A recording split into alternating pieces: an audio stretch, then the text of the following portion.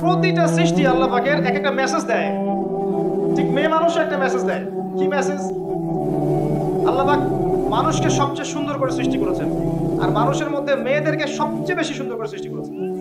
আল্লাহ পাকের সবচেয়ে সুন্দর সৃষ্টি হচ্ছে মেয়েরা, এবং তারা খুব নরম হয়, নরম, প্রজাপতি ধরার মতো।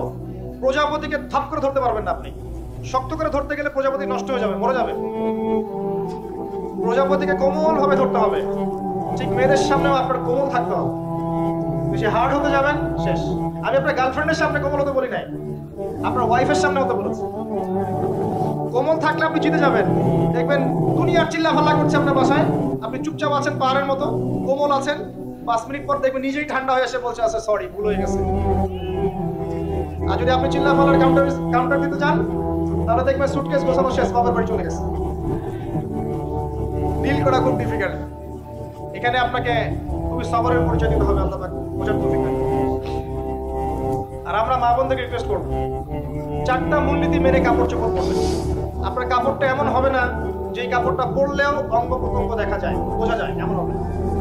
কাপড়টা এমন হবে না এত টাইট ফিটিং যে আপনার অঙ্গের উঁচু নিচু অবয়ব বোঝা যায়, এমন হবে না। কাপড়টা এমন হবে না যেটা অমুসলিমদের পোশাক, আর কাপড়টা এমন হবে না যেটা পুরুষদের পোশাক।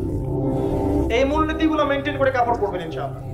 এছাড়াও মেয়েদের কথায় পর্দা আছে, চলনে পর্দা আছে, ওঠা বসায় পর্দা আছে। নামাজ পড়ার সময় তাদেরকে কিছুটা শালীনভাবে নামাজ পড়তে হয়, তাদের চোখের দৃষ্টির মধ্যে পর্দা আছে। এগুলো কে শিখাবে এখনকার মেয়েদেরকে? সবসময় বিজি দেখবেন নতুন কোন সিরিয়াল আসছে, নতুন কোন ফ্যাশন আসছে, নতুন কোন পার্লারে কি আসছে, কোন কাটিং আসছে, কোন নায়িকা আসলো। ওই যে বাংলাদেশে কোন এক নায়িকা আসছে, তাই নিয়ে মিডিয়াতে এমন তোলপাড়, মনে কি নাকি একটা অবস্থা। আল্লাহর কাছে তোমার কি মূল্য আছে? হে, আল্লাহর কাছে তোমাদের কি মূল্য আছে? তোমরা কি 5 ওয়াক্ত নামাজ পড়ো? তোমরা কি পর্দা করো? তোমাদের মধ্যে হায়াবোধ কিছু আছে? তোমরা মানুষকে ভালো কিছু শিখাও, সমাজকে ভালো কিছু দাও, শালীন কিছু দাও। আল্লাহর কাছে তোমাদের কি মূল্য আছে? নবী সাল্লাল্লাহু আলাইহি ওয়াসাল্লাম তো জাহান্নাম দেখে সেই কথাটাই বলেছেন, আমি জাহান্নাম দেখে আসলাম, সেখানে বেশিরভাগ অধিবাসী হচ্ছে মেয়ে, নারী। কি কারণ? তারা এমন কাপড় চোপড় পরে বাইরে ঘুরতো যে কাপড় পরেও তারা নগ্ন থাকতো। আমি কি ব্যাখ্যা করতে হবে? আপনি দেখতে পারেন না?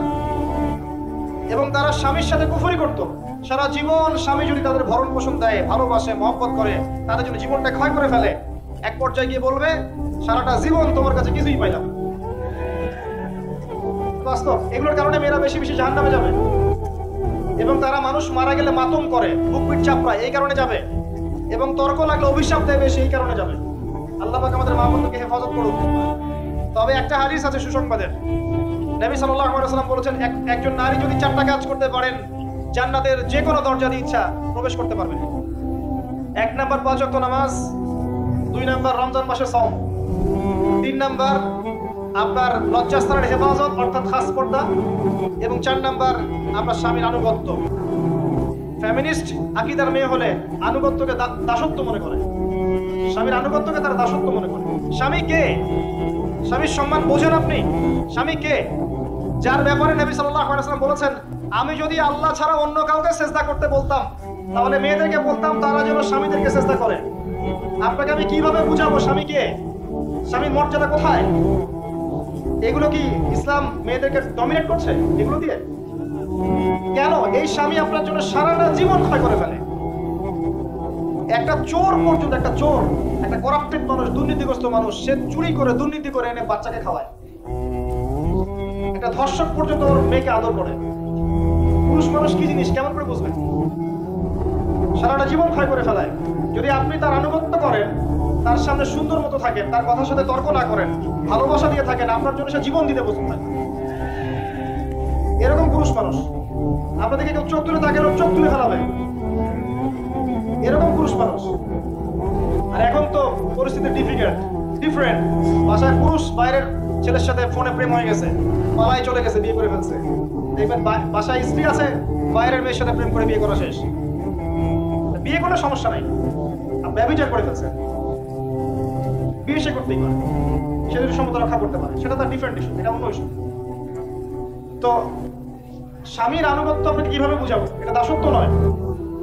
নবী সাল্লাল্লাহু আলাইহি ওয়াসাল্লাম বলেছেন, কোন স্বামী যদি কোনো স্ত্রীকে চায়, তার প্রয়োজনের জন্য চায়, মহব্বতের জন্য, স্ত্রী যদি চুলায় রান্না করতে থাকে, ওই রান্না ফেলে দিয়ে তাকে আসতে হবে। হাদিস। রাতের বেলা স্বামী স্ত্রী শুয়েছে, স্বামীর চাহিদা আছে, স্ত্রীর কোনো সমস্যা নাই, স্ত্রী ফিট, ইচ্ছা করে অহেতুক স্বামীকে বললাম আমি রাজি না, উল্টা পাশে মুখ করে ঘুমিয়ে গেল। আল্লাহর নবী বলছেন সারা রাত আল্লাহর পক্ষ থেকে একজন ফেরেশতা আসবে, এসে এই নারীকে অভিশাপ দিতে থাকে। এখন এগুলো হাদিস শুনলে বলবে যে ইসলাম তো মেয়েদেরকে ছোট করছে।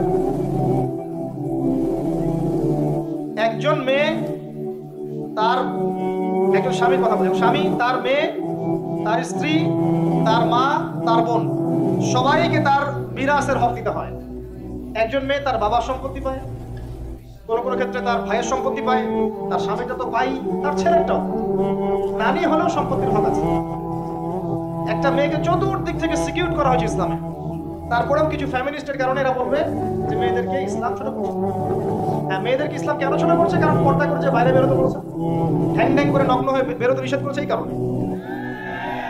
যদি বলে যে হ্যাঁ ইসলাম আপনাদেরকে ফ্রি মিক্সিং এর স্বাধীনতা দিচ্ছে, আপনারা সবাই ফ্রি মিক্সিং করেন, গেঞ্জি পরেন, টি শার্ট পরেন, স্যান্ডো গেঞ্জি পরে বাইরে ঘুরে বেড়ান, টাইট ফিটিং প্যান্ট পরে বাইরে ঘুরে বেড়ান, সব জায়গায় আপনারা ফ্রি মিক্সিং করেন, পর্ন দেখেন, জেনা করেন, মদ খান, ইসলাম খুব ভালো। তখন তোমাদের জন্য তো ইসলাম নয়, তোমরা জাহান্নামে যাও, আল্লাহর কি আসে যায়? ইসলাম তোমাদের জন্য নয়, তোমরা জাহান্নামে গিয়ে মরো, ইসলামের কিছু যায় আসে না। আল্লাহর ওয়াস্তে পারিবারিক আদর্শের দিকে ফোকাস করেন প্রিয় ভাই। নিজে জাহান্নামের আগুন থেকে বাঁচান, পরিবার বর্গকে বাঁচান, পরিবার বর্গকে বাঁচান। পরিবার একটা পার্ট হচ্ছে আপনার পিতামাতা, পিতামাতার সাথে খারাপ আচরণ করতে যায় না আল্লাহর ওয়াস্তে। সেই ব্যক্তির জন্য ধ্বংস যার পিতামাতা বেঁচে আছে, তাদের হক আদায় করে সে জান্নাতে যেতে পারবে, তার জন্য ধ্বংস। আরেকটা অংশ আছে আপনার সন্তান সন্ততি, বাচ্চা কাচ্চার প্যারেন্টিংটা খুব সুন্দর করে করেন। যখন আপনি স্ত্রীর সাথে মিলন করতে গিয়েছেন তখন দোয়া পড়েন, আল্লাহুম্মা বিসমিল্লাহি আল্লাহুম্মা জান্নিবনি শাইতান ওয়া জান্নিবিশ শাইতান মা রাযাকতানা। আমার মনে হয় এখনকার জেনারেশন যেগুলো আছে ফাসিক, মাদক সেবন করে, পর্নোগ্রাফিতে আসক্ত, ইয়াবাখোর, স্মাগলিং করছে, চুরি করছে, হাবিজাবি, ধর্ষণ করছে, আমার মনে হয় না তাদের পিতামাতা তাদেরকে জন্ম দেওয়ার সময় দোয়াগুলো করেছিল। কারণ পিতামাতা এই দোয়া করলে ওই সন্তানকে শয়তান স্পর্শ করতে পারে না। সন্তান হবে, সন্তান ছেলে হোক মেয়ে হোক, আপনার এটা নিয়ে মন খারাপ করার কিছু নাই। একজন কন্যা সন্তানকে লালন পালন করে সৎ পাত্রে পাত্রস্থ করলে এই মেয়ে পরকালে আপনার জন্য জাহান্নামের আগুন থেকে ঢাল হয়ে যাবে। যার কাছে দুজন মেয়ে আছে, দুইটা মেয়েকে সে ভালো করে মানুষ করেছে, নবী সাল্লাল্লাহু আলাইহি ওয়াসাল্লাম বলছেন সে জান্নাতে আমার সাথে এমন করে থাকবে। কেউ যদি বিধবার দায়িত্ব নেয়, সেও নবী সাল্লাল্লাহু আলাইহি ওয়াসাল্লামের সাথে এইভাবে থাকবে। এতিমের দায়িত্ব নেয়, এইভাবে থাকবে। ফ্যান্টাসিতে বলছেন একটা এতিম মেয়েকে বিয়ে করেন, একটা অসহায় তালাকপ্রাপ্ত মেয়েকে বিয়ে করেন, একটা বিধবা মেয়ে যার স্বামী মারা গেছে, কেউ নাই দেখার, তাকে বিয়ে করেন, তারপরে বোঝা যাবে আপনার মধ্যে কতটুকু দিন আছে। আর বর্তমান সভ্যতা আমাদের কি সমাধান দিবে? সবাই যদি দিনদার একটা করে ক্যাটরিনা খুঁজে, এই এতিম, এই বিধবা, এই যাদের দেখার কেউ নাই, এই মেয়েগুলা কি রাষ্ট্রের সম্পত্তি হয়ে থাকবে? এদের দায়িত্ব কে নিবে? পুরুষরা যদি দায়িত্ব না নেয়, কে দায়িত্ব নিবে? এখন কেউ যদি ওদের দায়িত্ব নিতে যায়, তখন তাকে আবার খারাপভাবে উপস্থাপন করা হয়, এই ব্যক্তির মনে হয় চরিত্র খারাপ। কিন্তু এদিকে বাইরে 10টা জেনা করে বেড়াচ্ছে, কোনো সমস্যা নেই, এগুলো উস্কায়। এইসব জাহেলদের জন্য ইসলাম নয়। ইসলামের প্রতিটা বেসিক ফান্ডামেন্টাল মানবতার কল্যাণের জন্যই। এগুলোকে ফরজ করা হয়নি, আপনি নফল, আপনার সামর্থ্য থাকলে আপনি করতে পারেন, না করলে কোনো সমস্যা নাই। কেউ যদি করে যে ইসলাম পরিপূর্ণরূপে পালন করার চেষ্টা করছে, এটার উপর আমল করার চেষ্টা করছে, তাহলে আপনি তাকে ক্রিটিসাইজ করছেন, কি সমস্যা আপনার? আরেকটা পয়েন্ট হচ্ছে সন্তান সন্ততি। বাচ্চা কাচ্চাকে ছোটবেলা থেকেই মানুষ করতে হবে এমন ভাবে যাতে করে বড় হয়ে এরা এই উম্মার খালিদ এবং ওমর হতে পারে। বাচ্চা ছোট বাচ্চাকে আপনি ভালো খাবার দেন, মায়ের স্নেহ দেন, বাবা মার সাথে রাখেন, একটু গ্রাম্য পরিবেশে নিয়ে গিয়ে তাকে বড় করেন। কেন বলছে কথা? এখানে পরিবেশ সুন্দর থাকবে, সে দৌড়াবে ধুলার মধ্যে, মাঠের মধ্যে খেলবে, সুন্দর ভাষা শিখবে। এরপর তাকে ভালো প্রতিষ্ঠানে পড়ান। প্রতিষ্ঠানটা এমন হবে যে প্রতিষ্ঠানে জেনারেল শিক্ষা, ইসলামিক শিক্ষা একসাথে দেওয়া হচ্ছে, সে সব শিখবে। আমার ছেলে কোরআনে হাফেজও হবে, আমার ছেলে ডক্টরও হবে, এভাবে করে দেবো। আধুনিক হন, মাথাটা খাটান, ব্যাকডেটেড মানসিকতা বাদ দেন। বিশ্বটা এগিয়ে গেছে, আমাদেরকে এগিয়ে যেতে হবে। একমুখী জ্ঞান দিয়ে আপনি কিচ্ছু করতে পারবেন না এই যুগে। দ্বিমুখী শিক্ষার একটা হারমোনিয়াস কম্বিনেশন দরকার। আমাকে কোরআন জানতে হবে, সায়েন্সও জানতে হবে। তাহলে আমি সায়েন্স দিয়ে কোরআনকে ব্যাখ্যা করতে পারবো না, কোরআন দিয়েও সায়েন্সকে ব্যাখ্যা করতে পারবো না। জানতে হবে আমাদেরকে।